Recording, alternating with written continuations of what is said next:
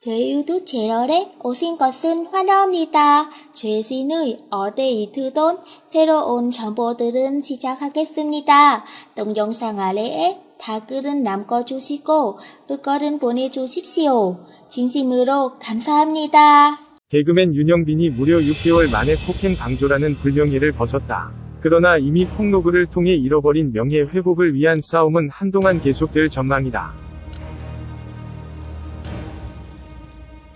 지난해 12월 17일 한 온라인 커뮤니티에는 개그맨 지망생 A씨가 장문의 폭로글을 올렸다. 그는 이 폭로글에서 2015년 10월 말 부산에 있는 윤영빈 소극장에 들어갔지만 개그맨 지망생임에도 불구하고 음향, 설비 및 잡무를 시켰으며 이에 대한 임금을 제대로 받지 못했다고 주장했다. 이에 더해 단원들에게 폭언과 폭행에 시달렸고 윤영빈은 이를 방조했다고 주장했다. 이 같은 글에 윤영빈은 윤소그룹을 통해 A씨의 글이 사실 무근이라며 허위사실 공표 및 허위사실 적시에 의한 명예훼손 등의 혐의로 고소를 진행할 것을 밝혔다. 지루한 법정 공방이 시작된 것 이 가운데 처음 폭로글이 게시된 지 6개월 만인 이 윤영빈의 사건을 담당한 최영기 변호사는 유튜브 채널을 통해 폭행 방조 혐의에 대해서는 죄가 100% 없다는 것이 확인됐다고 말했다. 임금체불권에 대해서도 공식적인 서류를 받은 것은 아니지만 고용노동청에서도 무혐의 처분을 받았다고 설명했다. 이처럼 모든 혐의를 벗게 됐음에도 윤영빈은 YTN 스타의 사람에 대한 두려움이 생겼다고 솔직한 속내를 밝혔다. 그는 이번 일을 겪으면서 세상에 대한, 사람에 대한 두려움이 생겼다. 전혀 사실이 아닌 일도 누군가가 고의적으로 말을 하면 사실이 된다는 걸 겪으니 두려움이 생겼다며 이번에 내 억울함을 벗는데 6개월이 걸렸고 내가 A씨에게 건 소송까지 해결되려면 1년 이상의 시간이 걸릴 것 같다고 말했다. 앞서 언급된 허위사실 공표 및 허위사실 적시에 의한 명예훼손 관련 고소를 더 진행해야 하는 상황인 것 윤영빈은 이치대로 흘러가면 당연히 진실이 밝혀지게 될 거라는 생각이 들면서도 늘 마음이 불안했다. 그래도 잘 해결되어서 다행이라고 생각한다. 앞으로 다시는 이런 일에 휘말리지 않도록 더 잘 살아야겠다고 다짐하고 있다면서 한층 더 단단해진 모습을 보여줬다.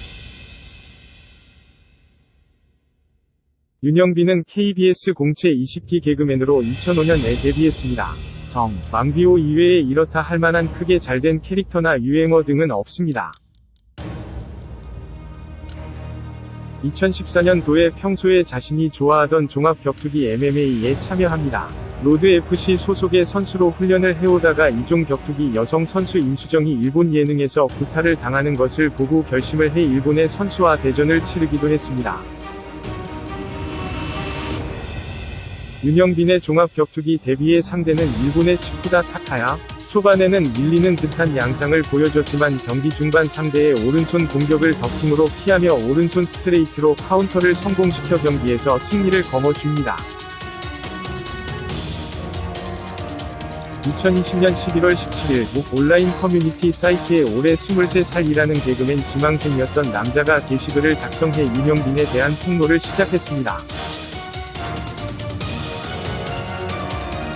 해당 폭로 글의 내용에는 개그맨을 꿈꾸며 19세의 어린 나이에 개그맨 지망생으로 부산에 위치한 윤영빈의 소극장에 들어갔다고 하며 개그를 배우기 위해 들어갔지만 자신의 바람과는 달리 개그는 전혀 가르쳐 주지 않고 전혀 관련 없는 음향 관련 일과 잡일만 시켰다는 내용이 있었습니다.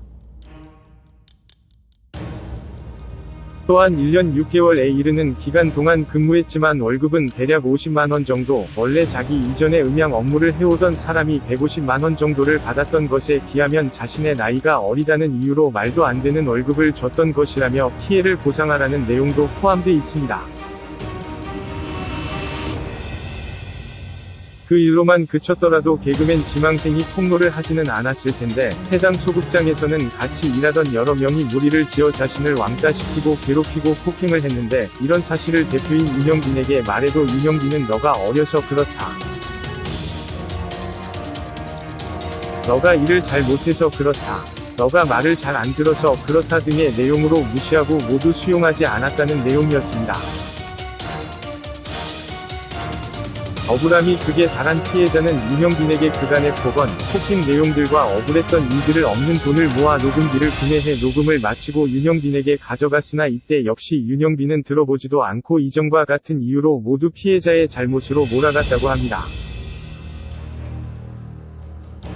그로 인해 개그맨을 꿈꾸며 부산에 있는 윤영빈 소극장에 19살이 어린 나이에 들어갔던 피해자는 1년 6개월의 지옥같은 세월을 보내 그로 인해 공황장애, 조현증, 폭행으로 인한 청각장애, 자해습관, 수면장애를 겪고 있어 제대로 된 사회생활을 하지 못하고 있다고 합니다. 이미 4년이나 지난 과거 일이지만 사회생활조차 하지 못하며 수면제를 먹으며 살고 있는 상황에서 암 환자인 어머니, 뇌출혈로 인해 못 일어나시는 아버지를 보며 용기를 내어 글을 쓴다는 내용이었습니다. 이어 피해자는 윤영빈과 주고받은 카톡 내용도 폭로 내용으로 추가했습니다. 해당 카톡에는 피해자가 폭로 글에 올린 내용이 들어있고 이에 대해 윤영빈은 피곤하니까 내일 통화하자는 내용으로 대화를 회피하는 모습을 보이고 있습니다.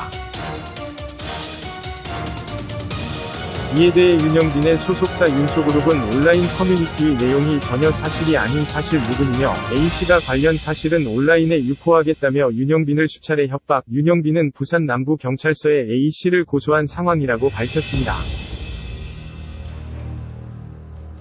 이로 인해 윤영빈이 씻을 수 없는 이미지 훼손을 입은 바, 명예훼손으로 A씨에 대한 고소도 진행할 예정으로 밝혔습니다. 제 영상 구독해주셔서 감사합니다. 동영상 아래에 댓글은 남겨주시고 의견은 보내주십시오. 구독해요 부탁드립니다. 다음 영상에서 또 만나요. 진심으로 감사합니다.